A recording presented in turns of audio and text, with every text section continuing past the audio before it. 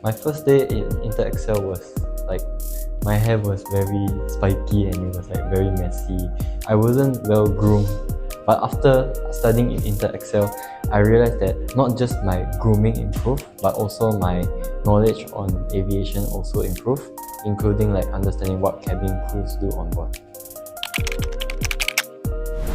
The hardest part of training wasn't just actually like about like learning in like aviation also.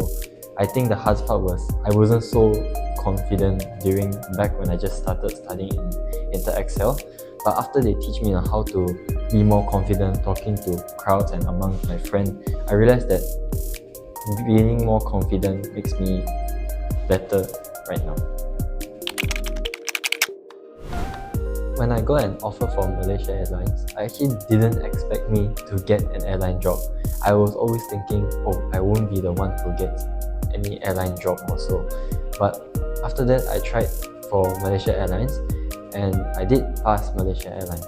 So I actually was quite shocked that I got the job, and now I'm currently flying with Malaysia Airlines. Since I joined, other than my grooming that changed most, I think it was my understanding of being a cabin crew. They don't just serve coffee or tea on board, they also will look out for every passenger safety, as they can be the nurses on board, the doctors on board, or the firemen on board. So I think that what changed most of me, not just grooming, but also understanding what cabin crew actually do.